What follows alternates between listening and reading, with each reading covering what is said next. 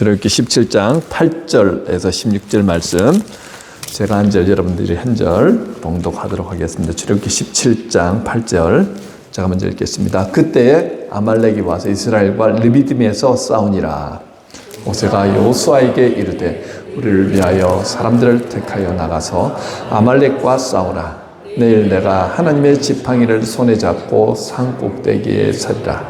여호수아가 모세의 말대로 행하여 아말렉과 싸우고 모세와 아론과 훌은 산 꼭대기에 올라가서 모세가 손을 들면 이스라엘이 이기고 손을 내리면 아말렉이 이기더니 모세의 팔이 피곤함에 그들이 돌을 가지다가 모세의 아래에 놓아 그가 그 위에 앉게 하고 아론과 훌이 한 사람은 이쪽에서 한 사람은 저쪽에서 모세의 손을 붙들어 올렸더니 그 손이 해가 지도록 내려오지 아니한지라. 여호수아가 칼날로 아말렉과 그 백성을 쳐서 무찌르니라. 여호와께서 모세에게 이르시되 이것을 책에 기록하여 기념하게 하고 여호수아의 귀에 외워 들리라. 내가 아말렉을 없이 하여 천하에서 기억도 못하게 하리라. 모세가 제단을 쌓고 그 이름을 여호와 다같이 이르되 여호와께서 맹세하기를 여호와가 아말렉과 더불어 대대로 싸우시라 하셨다 하였더라. 아멘. 자, 오늘 말씀의 제목은 아말렉이 공격해 올 때, 아말렉이 공격해 올 때라는 제목으로 말씀을 전하도록 하겠습니다. 러시아가 우크라이나를 침공한 지 만 3년이 되어 가죠. 사실 러시아는 2022년 정초에 우크라이나 국경 근처에 군대를 주둔시키면서 우크라이나를 침공하지 않을 것이라고 공식 성명을 내었지만 그것은 거짓이었습니다. 지난 2020년 2월 24일 벨라루스에서 키우 방면으로 그리고 크림 반도에서 넘어오는 남부전선 그리고 돈바스와 하르키우 방면으로 넘어온 동부전선에서 동시다발적으로 우크라이나를 침공하였습니다. 사실 러시아와 우크라이나의 전쟁은 골리앗과 다윗의 싸움이라고 할 만큼 전쟁은 금방 끝날 것이라고 그렇게 보였습니다. 하지만 우크라이나의 결사항쟁 의지와 또 미국을 비롯한 여러 유럽 국가들의 경제적 지원으로 오늘까지 전쟁이 계속 지속되고 있습니다. 사실 러시아가 우크라이나를 침공하지 않겠다고 해놓고선 비열하게 급습하고 남의 나라 영토를 빼앗는 모습, 생명을 그렇게 함부로 죽이는 그 모습을 보면 오늘 본문에 아말렉이 이스라엘을 공격하는 것과 흡사만이 닮아 있더라는 거죠. 오늘 본문에 이스라엘 백성들은요, 오랫동안 노예 생활을 하다 탈출하였기에 전혀 전쟁을 치를 준비가 되지 않았습니다. 하지만 그들은 그러면서 변변한 무기도 없이 나가 싸웠는데 승리하였다는 거죠. 그런데 오늘 본문에서는 이 전쟁을 단순히 인간적인 힘이나 의지나 노력으로 승리했다고 말하지 않고 하나님이 개입하여서 승리하셨다라고 기록하고 있습니다.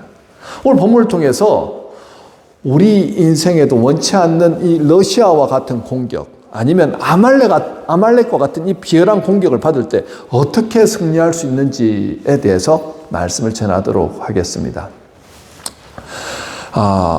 8절을 우리 함께 읽도록 하겠습니다. 시작. 그때에 아말렉이 와서 이스라엘과 르비딤에서 싸우니라. 자, 지금 이스라엘 백성들이 출애굽하고 계속해서 행진하고 가는데 시내산에 거의 가까운 바로 그 지역 르비딤이라는 곳에 도착했을 때 아말렉이 그들을 공격합니다. 여기서 아말렉이 과연 어떤 부족일까요? 여러분 아말렉이 어떤 부족인지 아십니까? 누구의 후손일 것 같아요? 한번 개수해 보십시오. 아말렉 많이 들어봤는데 누구의 후손일까? 창세기 36장 12절에 보면요, 에서의 손자 아말렉이라고 나옵니다. 예, 바로 에서로부터 출발한 그 후손들이 그 아말렉의 자손들이 그곳에 정착하여서 이렇게 있는 그 부족 아말렉이죠.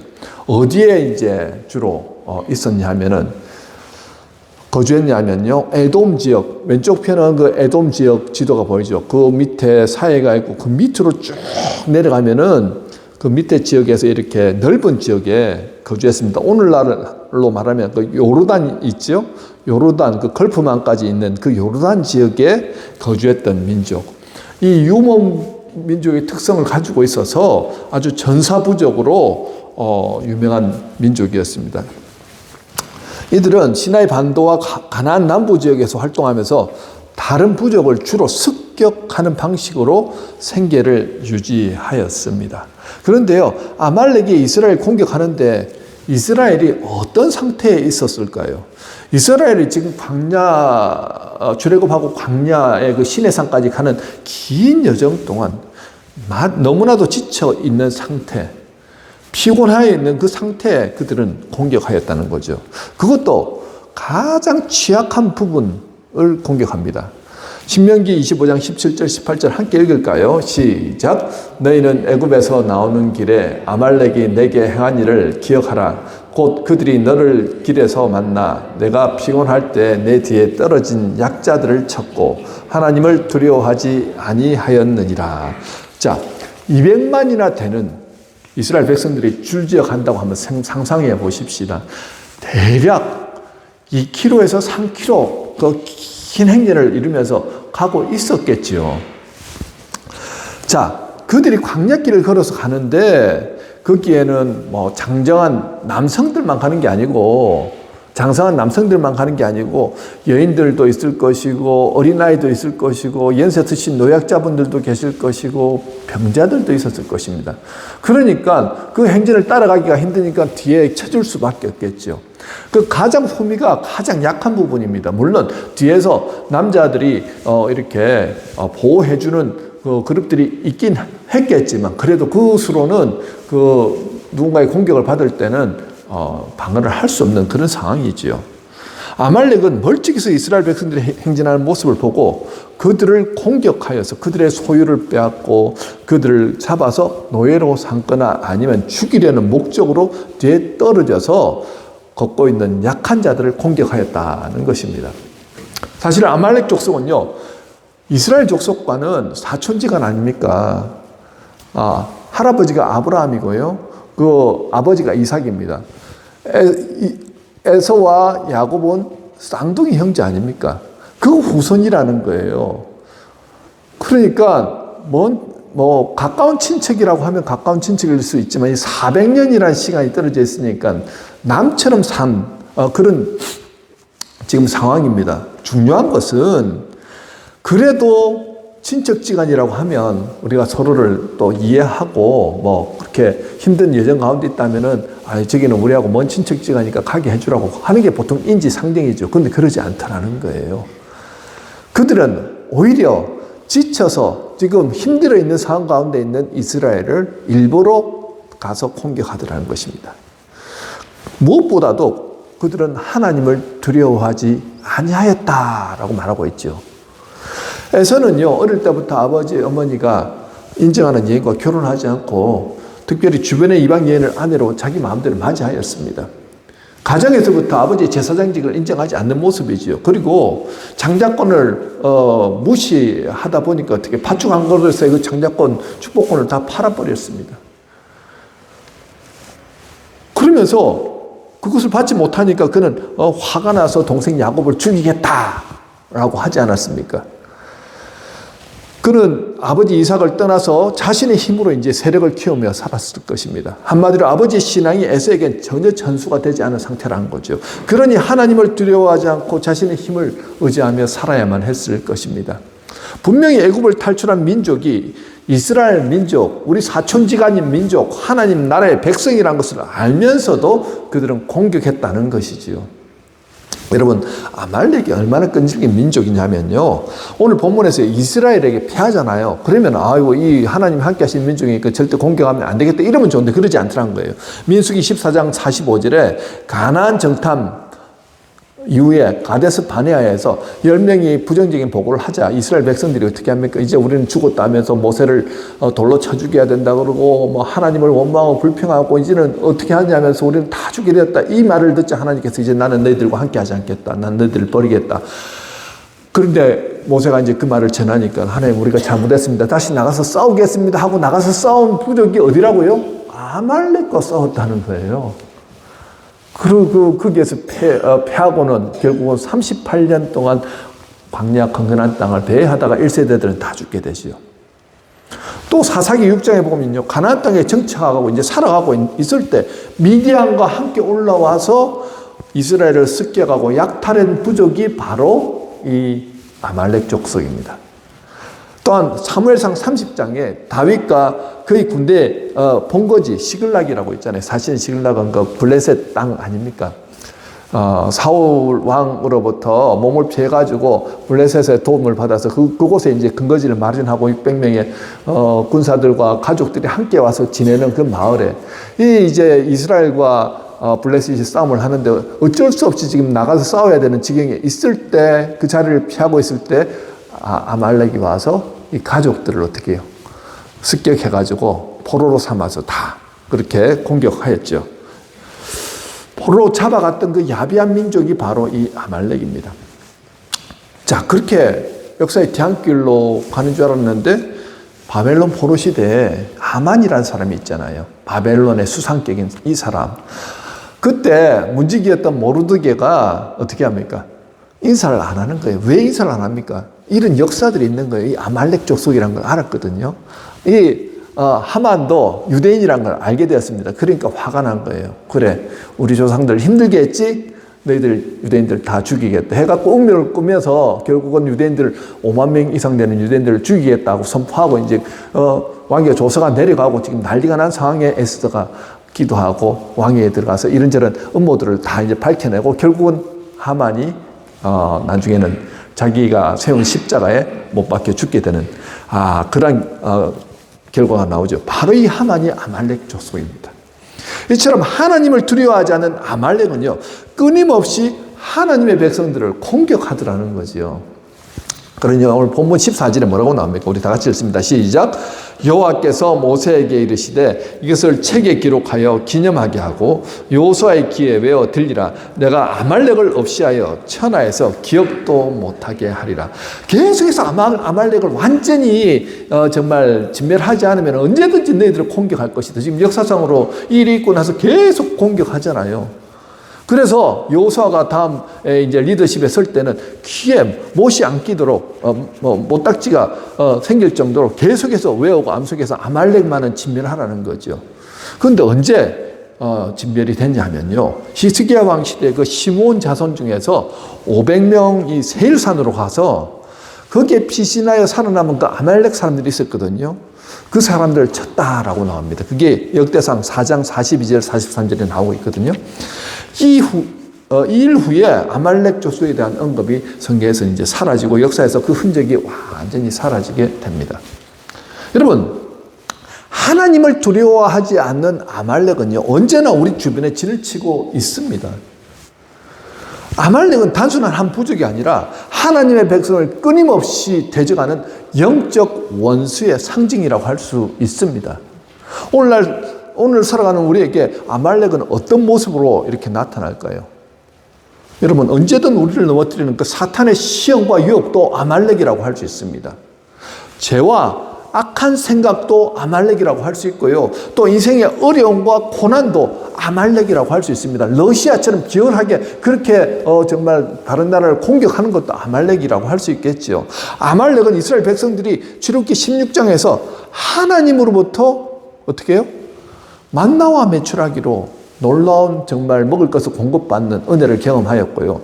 또 17장에서 반석에서 물이 터지는 그것을 경험함을 통하여서 모두가 살아나는 그런 놀라운 기적을 경험하였을 때 가장 은혜로울 때 어떻게 해요?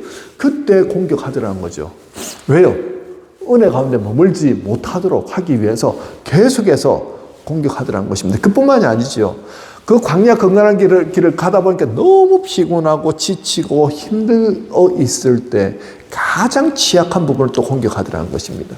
여러분, 사탄 마귀는요, 우리가 은혜 받지 못하게 하기 위해서 언제든지 공격한다는 거예요. 영육간에 지쳐 있을 때, 영적으로 나태해져 있을 때, 기도하지 않을 때, 믿음이 약해져 있을 때, 하나님을 의지하지 않을 때, 그걸 노리고 마치 숨어서 오늘 아말렉처럼 우리를 뒤에서 공격하더라는 것입니다. 이러한 문제들이 우리를 공격할 때 우리는 수많은 문제들 앞에 지금 놓여 있습니다. 하나님의 백성들을 어떻게 대처해야 할까요?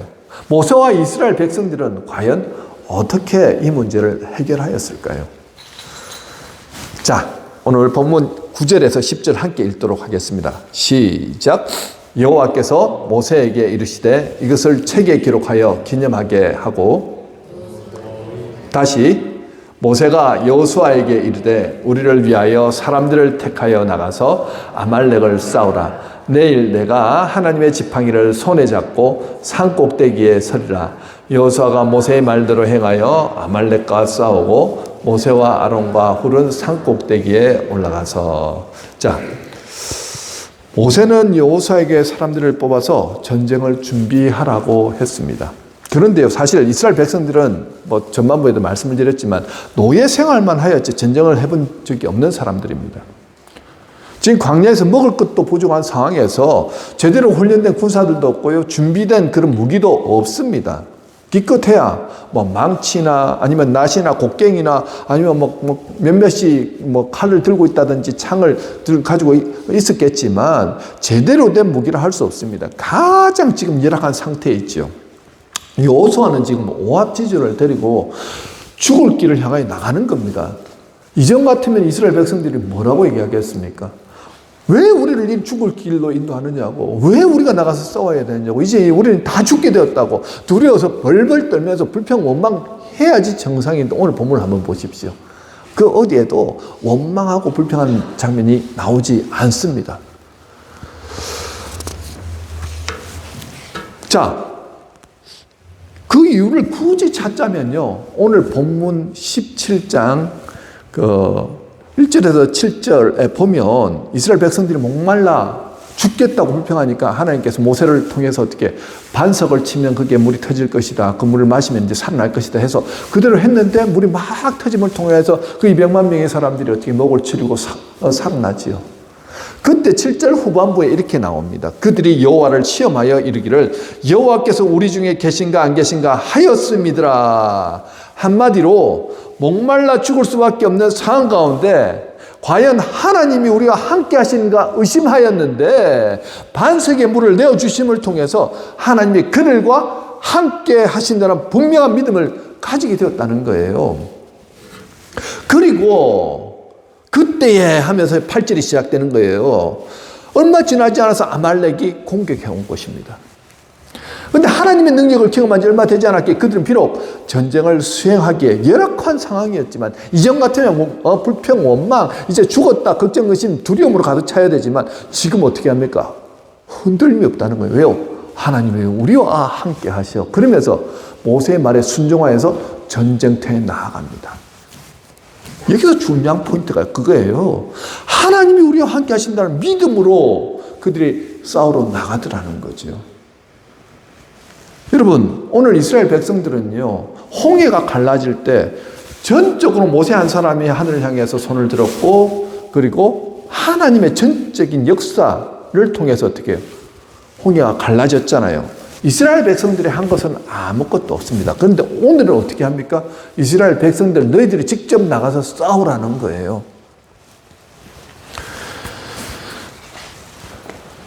여러분, 그런데요, 그들이 하나님이 함께 하신다는 믿음이 없이 나가서 싸우면 100점 100패입니다.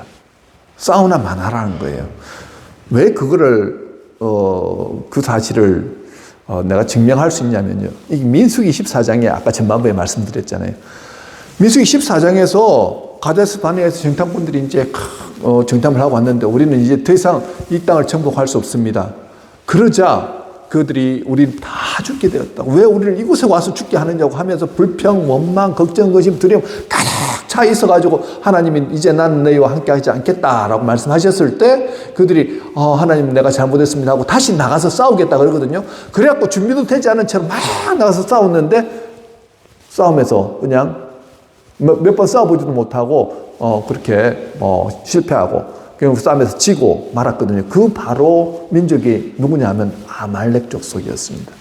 똑같은 민족과 싸웠는데 믿음 없이 나가서 싸우니까 백전백패하더라는 거죠. 여러분, 영적 전쟁에서 승리할 수 있는 중요한 점이 바로 그것입니다. 하나님이 우리와 함께 하신다. 하나님이 우리를 위해 싸워주신다는 분명한 믿음과 확신을 가지고 나가야 승리할 수 있다는 거예요. 그것이 이스라엘 백성들의 승리한 중요한 요인 중에 하나입니다. 물론 그거 하나만으로 그들이 승리한 것은 아닙니다. 또 중요한 요인이 있거든요. 그게 뭐냐면 모세가 백성들을 정력지에 보내는 것으로 만족하지 않고 산 꼭대기에 올라가서 손을 들고 하나님께 구하더라는 거죠. 자, 그런데 이상한 일이 일어납니다. 11절, 우리 같이 읽을까요? 11절. 시작. 모세가 손을 들면 이스라엘이 이기고 손을 내리면 아말렉이 이기더니. 야, 이런 일이 있을 수 있습니까?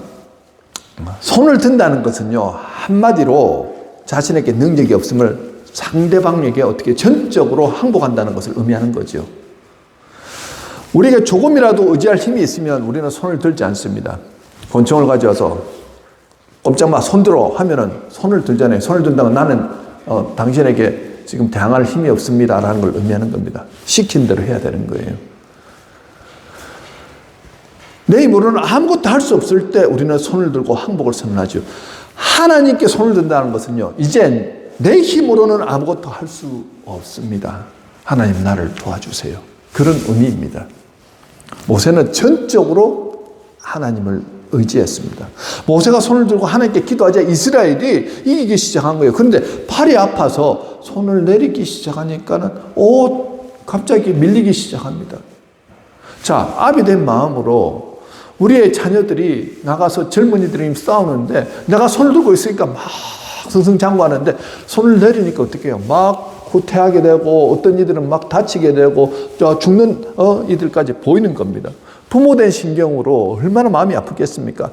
팔을 부여잡고 어떻게 쓰니 안 내려오게 하려고 힘을 쓰는데 뭐 중력의 힘을 이길 수가 있습니까? 자꾸 내려오다 보니까 옆에 있던 아론과 훌이 그 팔을 잡아줍니다.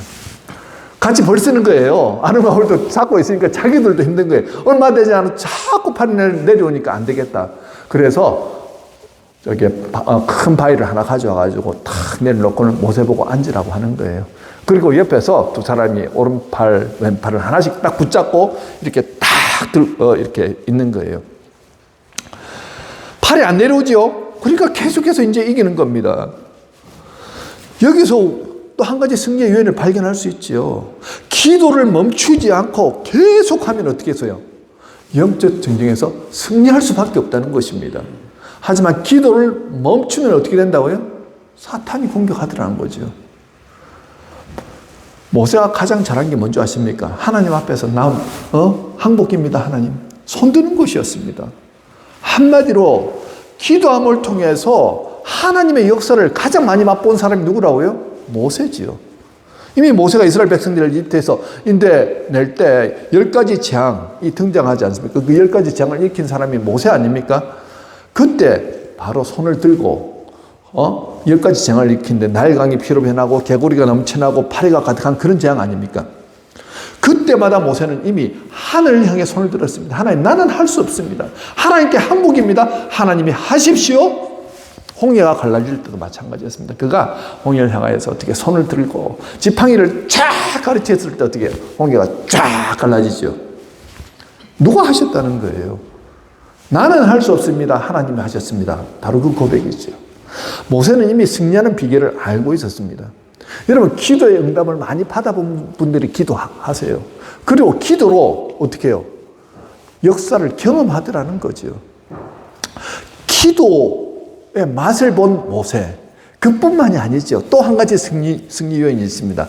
기도는 혼자 하는 것보다 함께하면 어떻게 해요? 끝까지 할 수 있다는 거죠. 영적 전쟁에서 승리할 수 있는 비결은 함께 하는 것입니다.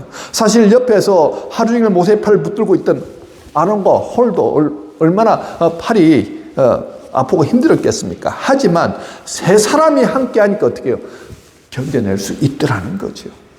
여러분, 만약 아론과 홀 같은 사람이 두 사람만 있는 게 아니고 네 사람이 있고 여섯 사람이 있으면 번갈아 가면서 함께 모세의 팔을 붙잡아주고 또 조금 힘들면 또 옆에 와서 또 붙잡아주고 이렇게 했으면 훨씬 더 쉽게 수월하게 했겠죠.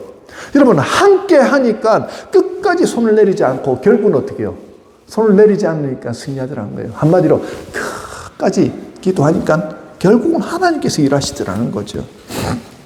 이 안에 우리 교회는요, 영적 기류에 놓여 있는 것 같습니다. 정말 영적으로 일어설 것인가 아니면 주저앉을 것인가. 어쩌면 우리 교회로서 가나안 땅을 향해 나아가는데 아말렉과 같은 것이 우리를 통계하고 우리 앞을 가로막고 있다고 할 수도 있습니다. 현재 캐나다는요, 경제적, 정치적 상황이 굉장히 좋지 않습니다. 특히 케벡주는 더 그렇죠. 불어권이라서. 이것이 어찌 보면 우리 앞을 가로막는 아말렉이라고 할 수 있습니다. 우리 힘으로 뭘 할 수 있겠습니까? 별로 할 수 있는 것이 없죠. 그저 하나님께 손들고 항복하는 것밖에 없습니다. 하나님의 도우심을 구하고 하나님께 역사하시도록 기도하는 수밖에 없더라는 거예요. 그런데 목사 한 명으로는 지치더라는 거죠. 혼자 새벽에 나와서 저는 새벽 기도를 이 자리에서 드립니다. 이 자리에서 줌으로 일부러 드립니다. 제가 날씨가 너무 좋지 않으면 이렇게 나와서 예배를 인도를 하거든요. 이유가 있습니다. 이 자리에 하나님이 임재하시고 계십니다. 나는 이 자리에서 하나님을 만나겠다는 그런 마음으로 추우나 더우나 이 자리에서 기도하는데 그래도 외로워요. 새벽 기도를 이때까지 인도하였습니다. 예전에는 7명, 6명 이렇게 8명 이렇게 나오시는데 지금은 한 15분, 13분에서 15분이 매일 나오시는데 근데 이렇게 줌으로 나와서 기도 드리는데 영적인 느낌이 있어요. 이분들이 지금 함께 정말 기도하고 계시구나 하는 느낌을 받아요. 정말 기도하시고 어떤 분들은 틀어놓고 주무시는 분들도 계실 것 같아요. 그런데 지금 나오시는 분들은 나와가지고 정말 함께 기도하고 계시는구나 하는 게 영적으로 느껴지니까요. 제가 굉장히 힘이 나는 거예요. 이 한 해는 정말 놀랍게 하나님께서 역사하시겠구나.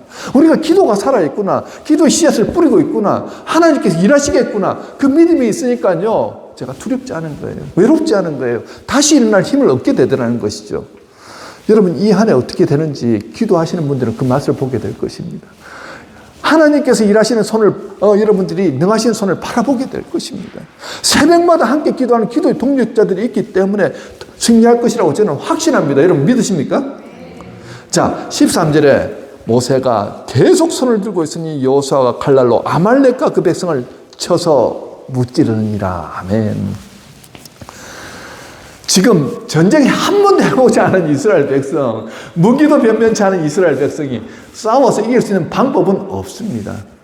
그런데 싸워서 이기더라는 거죠. 두 가지가 함께 있기 때문입니다. 믿음으로 전쟁터에 나간 이스라엘 백성들, 그리고 그를 위해서 뒤에서 기도로 중보하였던 모세와 아론과 훌이 있었기 때문에 하나님이 개입하시니까 질 수밖에 없는 전쟁이 어떻게 해요? 승리를 하더라는 거죠. 여러분, 우리가 해야 될 일은 열심히 해야 됩니다. 하지 않으면서 기도만 주여 주여 도와주십시오. 그게 아니에요. 기도하는 분들은 우리의 삶에 있어서 최선을 다해야 합니다. 그리고 열심히 기도해야 돼요. 왜냐하면 기도는 우리에게 싸울 수 있는 힘을 주는 영적인 무기이기 때문입니다. 기도하다가 어떻게 해요? 포기하지만 않으면 하나님의 개입하심으로 인해서 승리를 경험하게 된다는 거예요. 결국 모세와 이스라엘 백성들은요, 불가능할 것 같은 아말렉과의 전쟁에서 승리를 거두었습니다. 그리고 15절에 뭐라고 말씀합니까? 모세가 제단을 쌓고 그 이름을 여호와 니시라 명합니다. 니시가 무슨 뜻일까요? 니시.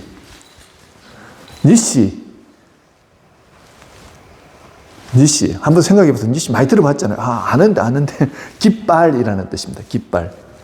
그러니까 여호와의 깃발이라는 거예요. 제단을 쌓아놓고는 이것을 뭐라고요? 여호와의 깃발이라고 그렇게 명명합니다. 여러분, 깃발을 어느 곳에 꽂습니까?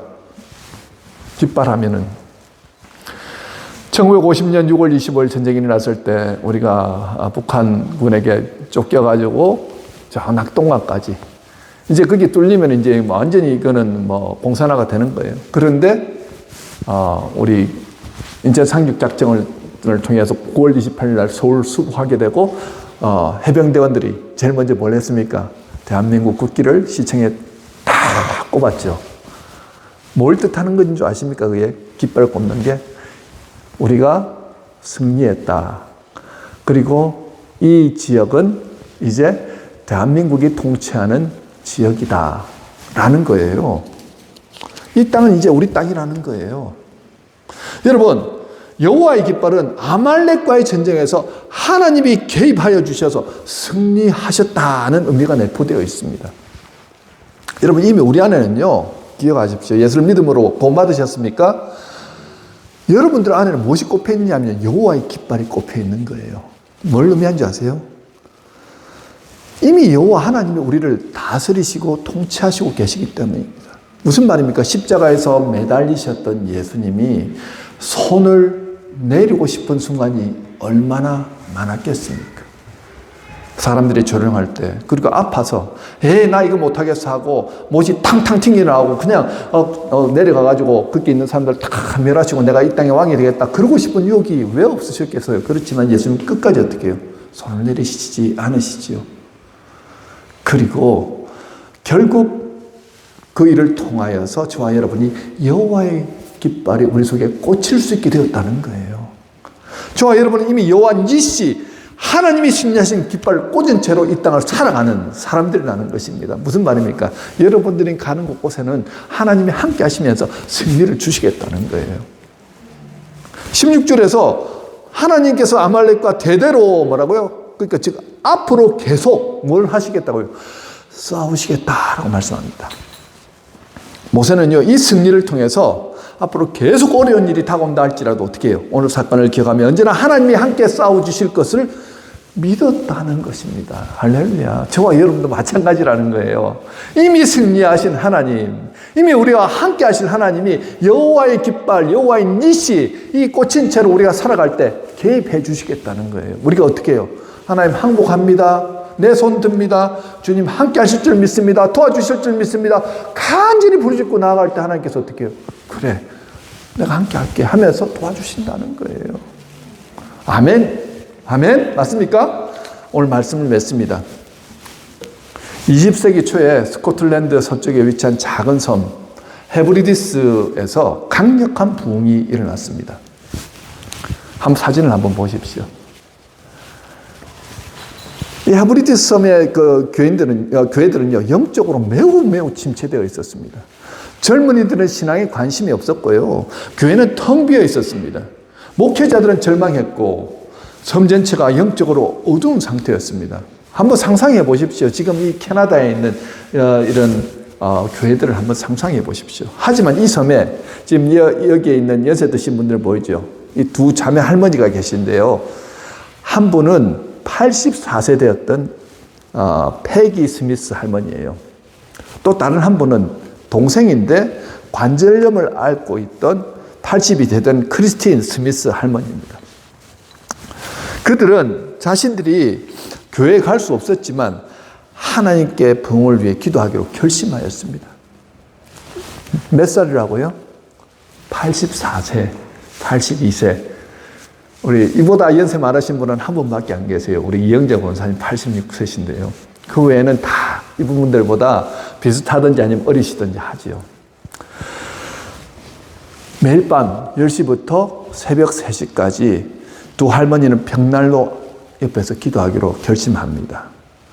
그들은요, 내가 목마른 자에게 물을 주며 마른 땅에 시내가 흐르게 하리라 하는 그 이사야서 44장 3절 말씀을 붙들고 하나님께 부흥을 간구하였습니다. 그리고 기도하다 보니까 그런 확신이 생기는 거예요. 교회 지도자들에게 말합니다. 하나님께서 곧 이 땅에 부흥을 주실 것입니다. 함께 기도하십시다. 함께 기도하십시다. 이 말을 들은 목사님들, 특별히 거기에 중간에 계신 덩칸 캠벨 목사님, 그리고 성도들이 그 집에 모여서 그 시간에 함께 기도하기 시작했습니다. 그들은 모세가 손을 들고 기도했을 때 아론과 훌이 함께 했던 것처럼 하나님이 부흥을 주실 때까지 포기하지 않고 기도하기로 결단하였습니다. 근데 놀라운 일이 일어나는 거예요. 사람들이 자고 있는데 그 새벽에 지금 10시부터 3시까지 기도했다고 그러잖아요. 갑자기 자다가 깨어나서 막 회개하고 눈물을 흘리면서 교회로 나와가지고 막 나오기 시작하는 겁니다. 예배당은요 갑자기 가득 차기 시작하고 심지어 교회 밖에서 서서 예배를 드릴 정도로 사람들이 그렇게 몰려왔습니다. 오늘 한밤중에 수백 명이 자발적으로 길거리에 나와서 엎드려서 회개하여서 하나님을 찾는 역사도 일어나더라는 거죠. 그들의 기도를 통해서요 헤브리디스 섬 전체에 강력한 성령의 역사가 임했고 교회가 다시 살아나기 시작했다는 거죠. 몇 살 된 분이 그 일을 하셨다고요? 84세, 82세. 그분들 보고 나가서 전도지 돌리라고 하지 않았습니다. 그분들 보고 나가서 부흥일을 하라고 하지 않았습니다. 다른 거 하지 않았습니다. 단 한 가지, 우리가 기도하자. 기도는 할 수 있잖아요. 죽는 날까지 기도는 할 수 있잖아요. 기도하기 시작했는데 그 두 분이 모여서 마치 모세의 팔을 들고 있는 심정으로 기도하기 시작했을 때 하나님이 개입하시더라는 거죠. 모든 사람들이 이제는 우리는 더 이상 희망이 없다, 소망이 없다라고 생각하는 그 시점에 기도하는 두 분을 통하여서 교회가 살아나기 시작하더라는 거예요. 교회가 살아나니까 그 지역이 변하고요, 그 사회가 변하고요, 정말 그 섬 전체가 다 뒤집어진 역사가 일어났다는 것입니다. 여러분, 저와 여러분도 희망이 있습니까? 소망이 있습니까? 저는 넘친다고 생각해요. 새벽마다 15분이 나와서 기도하시기 시작했거든요. 이제 그 분들이 더 많아질 것입니다. 금요철에 지난번에 25분이 오셨어요. 이제는 여러분들 많이 오셔가지고 함께 기도하실 것입니다. 기도함을 통하여서 정말 하나님이 어떻게 우리 교회 안에서 개입하시는지 한번 보셨으면 좋겠어요. 아니, 두 분 할머니는 무슨 신적인 권능이 있어서 그런 하나님의 놀라운 역사를 경험했을까요? 아닙니다. 우리와 똑같습니다. 어떤 면에서는 우리가 지적으로나 영적으로나 능력이 더 뛰어날지도 모릅니다. 그런데 한 가지 다른 것이 있다면 그분들은 그렇게 작정하고 기도한 것이라는 거죠. 저와 여러분도 마찬가지입니다. 기도는 누구나 할 수 있습니다. 예수님을 믿음으로 구원받은 사람들에게는요, 하나님 앞에 나아가서 담대하게 기도할 수 있는 권한을 주셨다라고 말씀합니다. 함께 기도할 때 그때부터 능력이 나타나기 시작합니다. 우리에게는 일어날 것입니다. 연말에 보십시오. 가득 차서 정말 영적인 부흥, 수적인 부흥뿐만 아니라 우리가 기뻐하면서 하나님을 찬양하고 하나님을 예배하는 순간 여러분들 연말에 경험하게 되실 것입니다. 기도하면 살아납니다. 함께 기도하시겠습니까? 믿음으로 선포하며 나가시겠습니까? 하나님이 개입하실 것을 바라보기를 원하십니까? 함께 하십시다. 그런 일을 통하여서 정말 여호와인지시 2025년도 이 한 해 놀라운 하나님의 승리를 찬양하는 저와 여러분 되시길 주님의 이름으로 축원합니다. 아멘. 우리 함께 기도하도록 하겠습니다.